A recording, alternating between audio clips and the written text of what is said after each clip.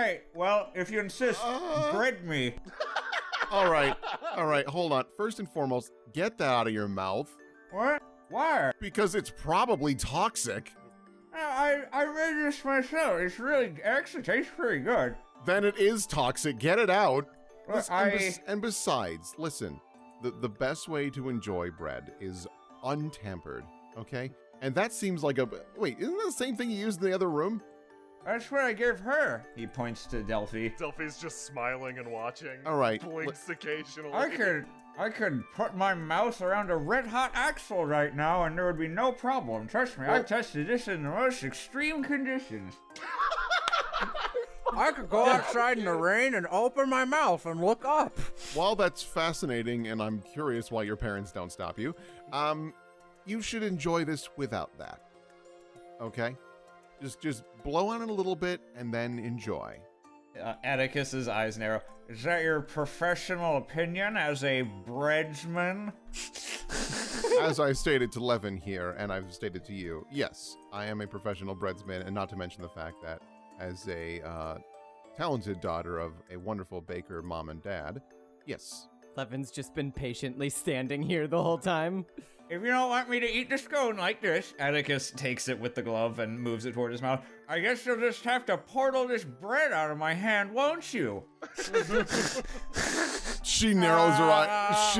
Her eyes narrow and she leans in real close. You know that's not how my power works. Delphi, you can tell that Levin's getting kind of sad that they won't be able to enjoy the sweet, sweet taste of this freshly baked scone. Atticus, you're going to hurt this man's feelings. Now enjoy the That's scone. why I'm trying to eat the scone. Not with that thing in your mouth.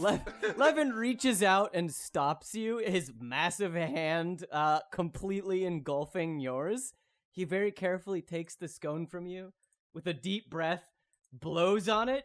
You feel your hair rustling and your clothes like kind of blowing in a wind. And then he hands it back to you. Safe. Oh, okay. So, I actually don't have a cloth that's right for getting this out of my mouth. Oh, yeah, I could probably get something. I can repurpose something. Delphi, scoots. Hang on, actually, no, it's fine. The Atticus fishes around in his bag. I can just create a perfect vacuum, and then dentist I too. just hook this up, and It's... ah, Oh. Okay. Oh. okay, I'm back I'm good with for the sponge. scones. Oh! Okay. Looks from Atticus to Delphi. She offers you a slightly, like, a pained smile, like, Okay, I'm gonna eat the scone now. Thank you. Hey guys, I got some birds. Ooh. As you bite into the scone, Atticus, you are filled with a familial warmth. It's scent reminiscent of beets fresh out of a toaster. On a rainless day, safety inspector free, a rocket having just crashed, and you were the first to the hall. You, biting into this scone, feel full. See, wasn't that a lot better? Atticus, there are birds here. Oh, sorry, I said I was gonna feed the birds with her. Sorry, I gotta go. It was really good, though. Levin pats you on the head and then turns away. Look, I thought if I was still enough they'd come to feed off of me, but I can't possibly be as still as Ned. They're all over him. yeah, they are perched on Ned. Velvet tiptoes around the birds as not to alert them and hands some bread to Atticus. She looks over this massive table of bread, which is not being plundered by birds. Perhaps they are kind birds. Everything is kind at the They've got crossroads. some kind The of... birds aren't here for bread. You begin to understand. They seem to be attracted to Ned specifically, as if he was a good spot to perch. They've got some kind of slightly furry airfoils. Yeah, those are feathers. Yep. And their bones are hollow. Yep. Delphi puts up her hand. To reduce weight from the drag and the air resistance. This is an ingenious design. Who made these? Isn't that the question? Like a few thousand years of evolution, probably. Ned turns to one of the birds. His eyes start glistening and watering. And with a bay, he Celine audibly gasps because of all the times to do it. With the pop, fucking Ned's form begins to shake, wiggle, and suddenly it's as if all the air leaves it all at once. And in its place is left this diminutive creature. Oh, Ned! Oh. No! Celine just like puts a palm on her head. God, son of These a... things are dangerous. Atticus No, backs up from the birds. No, they don't. They don't normally do that. What happened to Ned? What happened to... What are you?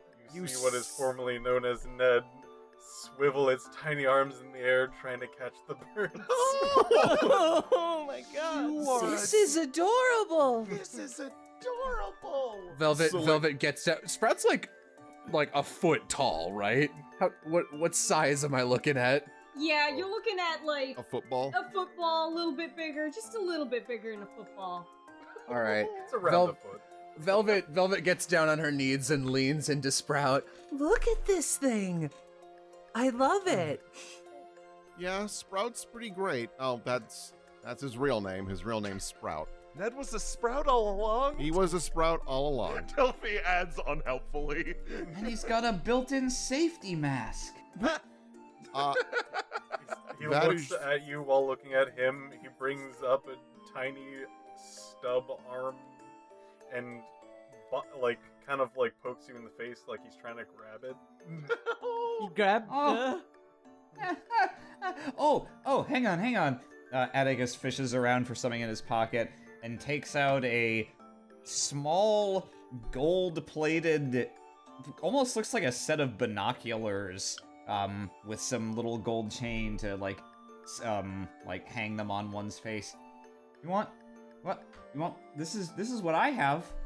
This is what's on my eyes. He's reaching for that. Atticus hands it over. He takes it and he's like swapping it like up and down, like trying to rattle it. You can see really well with that. Yeah, be careful. Sprout's got worse sticky fingers than Firefly. Can I touch him? You can pick him up. Look at this. She just like picks up Sprout and just hands him over to Velvet. See? Oh, what does he he? seems content and he goes, well, What does he feel like? he feels like most people. Like it kind of feels like that it's semi-skin-like. There's a bit of pressure, and then like it's not like a bone, but it's just like enough pressure that it's like solid enough that you can carry Velvet sits on this bench and cradles him. How long has Ned had this secret? I mean, to be perfectly frank, well, no, that's right. On the train ride down here, he would just became Ned. That was horrifying. Oh, did he tell you about that train ride? Oh no, is he sick? Can you get sick and turn into Ned? Delphi looks horrified. No. Listen, oh boy, I should not be telling you guys this. Sprout is, he's a special kind of little pet of mine, I guess. He can turn into, I guess, men. She just like crosses her arms and looks down at him. He's trying to bite the binoculars, but not get around it.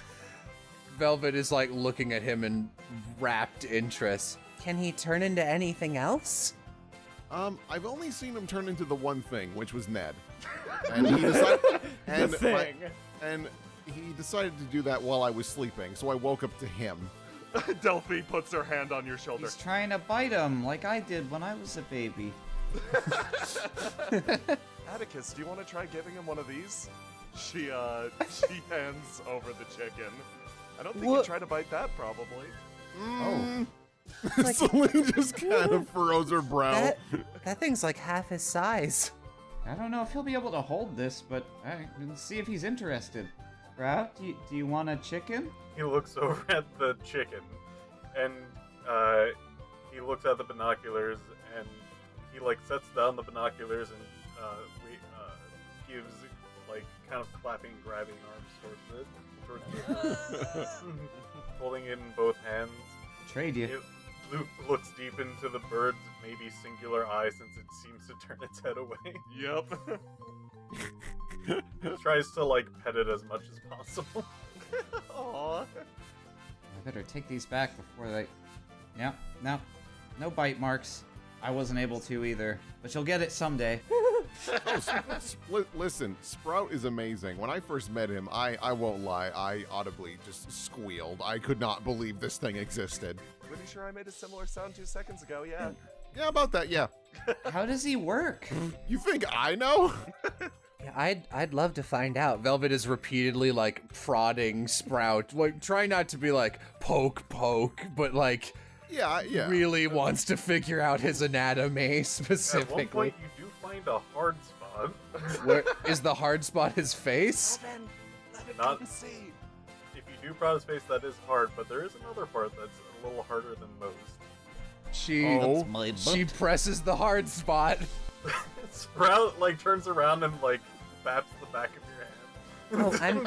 Oh, The chicken is I'm now sorry. tired of being held, especially while Sprout is being prodded. So it fucks off. Delphi walks over. She motions to Levin repeatedly to like come see this. Grabs a little like thing of rope. Does every NPC have these cute extra versions of themselves? Yeah. She throws she throws the rope around this chicken over here, and then hands the other end to Sprout. She walks over next to Celine. Listen, I'm a shepherd, and it's good to give your pets because that teaches them responsibility. I don't know enough of that to dispute it, so yeah, go for it. That's yours now. Velvet puts Sprout down on the ground so he can walk the chicken. Levin leans deeply, deeply down and holds out a very, very tiny treat for Sprout. Sprout, fascinated by both treat and rope, cannot decide which one to bite first. He tries out the one that seems a little warmer and better smelling. So the chicken. Crunch! It's kind of it's a really soft confectionery made from very simple ingredients. Sprout, when you bite into it, you taste possibility. I thought you were gonna say possum. Nope. Levin's a vegetarian. He nods. Oh, Respect that. since we were doing a tour, I noticed the right, ground over here is sparkly. What is this okay. about? Oh, you're going to love this. Delphi Okay, walks now over to now that. Sprout, hold on tight to your chicken. Sprout holds on tight. The chicken guides Sprout around. Oh my I God. imagine when Sprout walks, he makes the sound that little kid on Outside Island in Wind Waker makes when he walks around, like the boonking, boonking, boonking, boonking. That's so good. Okay. Delphi leads you down I guess you lead Delphi down and around to this sparkly tent. Immediately beneath it sits a A real Kringler. excuse me. This unseen Kringler would have definitely seen Velvet, because Velvet did about 2 or 3 ring around the rosies here while you guys were in that tent. As you left this tent, eyes drawn by the glitter, someone from behind just watches you with kind eyes, not really willing to disrupt your investigation. Oh, I'm sorry. I didn't even notice anyone was there. That's rude of me. I was distracted by this infinite trail of glitter. Yeah, this is Glamier. Glamier, introduce yourself.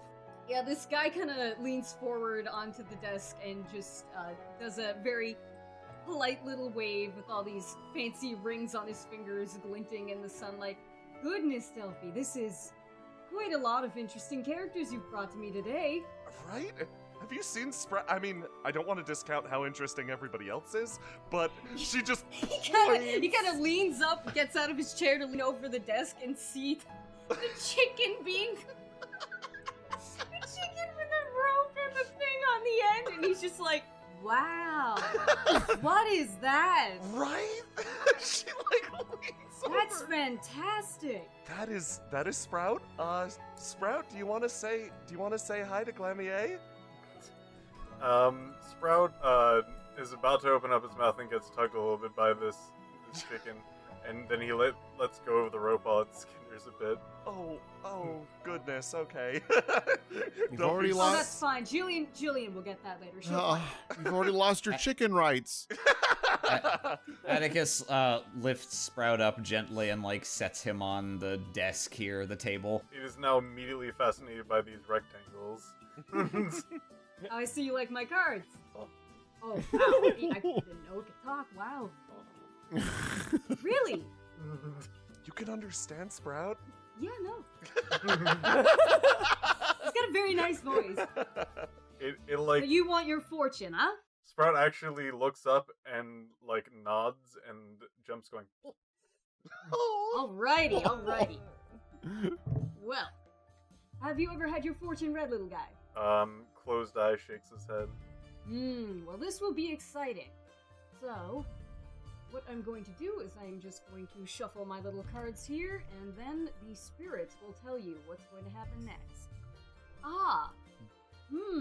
This sure gets the gears a-grinding. What's going on here, little guy? You have drawn the deserter. What could that mean? Oh, no! Looks at, This is quite a strange card, actually. Celine just looks at the chicken walking away. There's a picture of two people being left behind by their friends and getting hit by a deadly one-hit KO spell. That's so weird. You don't see that every day, no. That didn't happen. Atticus Well- also looks raptly over the table and peers at the card and is very slowly and carefully copying onto his notes. The dessert. So, what does that mean exactly for Sprout? Well, it's different for each person. It really just depends on what you get from the meaning of the card. The cards don't tell you how to feel. It's that you get feeling from them, I guess. Clearly, because of the name, you're leaving something behind. Mayhaps you were... It doesn't feel like abandonment to me. It feels more like you were forced to leave, if anything.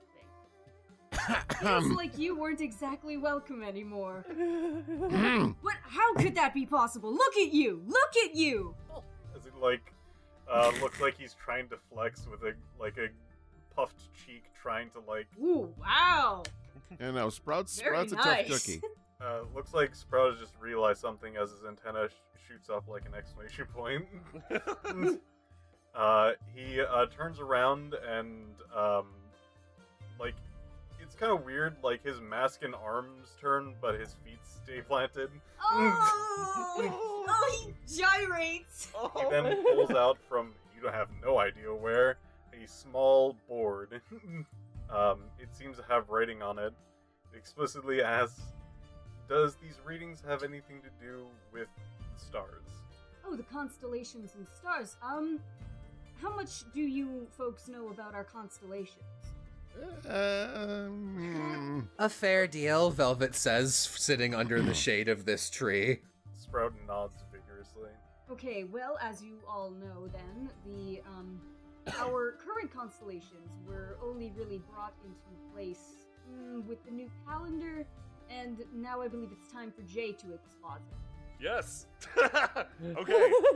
So, with the turn of the century, new constellations had to be drafted, specifically to correspond to each of the months. So, some of the constellations are based on old folklore, a lot of them are new. Each month is actually named after a constellation. It's pretty nice. You are in the month of Aurum right now, which is a wonderful constellation that represents wanderlust and tempests. It's a creature that takes a nap during the summer, and that's what causes the summer months.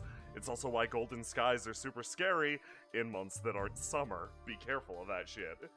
I mean, Sprout, you seem pretty interested with all this. I mean, if you wanted to get that little constellation thing checked out, might as well. Yeah, basically this is representative of the celestial wheel. It's a body that the constellations make as a whole that turns as the memories of people on the surface of the world drift upwards. With one spin, you land on the space for Ephysia, which is a summer constellation. In fact, it's next month's constellation. Ephigia represents passion, love, items, and mementos. Ephigia is said to control the light of the sun and the shadow that all living things cast. Ephigia is a constellation of love, and it shows its love by accompanying everyone. Everyone where they go, wherever. The clinging shadow is also a comfort in the hottest areas. Ephigia is especially fitting for Sprout, because their main deal is they create or carry with them small replicas of the other constellations. An imitator out of love. Oh. That's so Yeah. fucking cool! Yeah, I would. Velvet's like hopping up and down, even though Sprout is yes. much shorter than she needs to be. I would also Absolutely, like sparkly one. lady, come on up. Yes, thank you. I try. I do too. This man is covered in glitter and sparkles in his completely ostentatious outfit. Oh, you are gorgeous. I appreciate your attempts. Oh, thank you. You are too. you. They like both stare touched at each other for a moment. Delphi in Yes. the background lets out the third awe of today. Yeah. I'm actually unsure when I was born, so why not randomly decide a month? Sounds perfect. Okay, let's give this thing a spin. Oh, Abyss, this is a good one. Hmm. Abyss is the living ship. It's a leviathan that crawls its way mindfully through the great sea.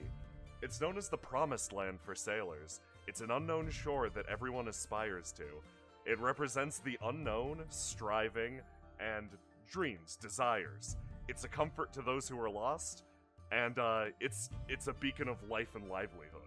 All right. Well, I guess the first day of that month is my birthday now. Oh, Congratulations. Hey. congratulations. That just passed recently, though. This seems to concern Delphi a lot. Also, you don't know your birthday, but it just passed. Nope. She stops. Stealthy, like, almost crying. Do you want to celebrate your birthday tonight? I was Uh, actually just about to suggest that. A party. We two could of if the same you all want to. Yes, hey, hold on. What's your favorite flavor? Like chocolate, vanilla? What are you thinking? She has to actually think My favorite flavor for a is the dessert. second.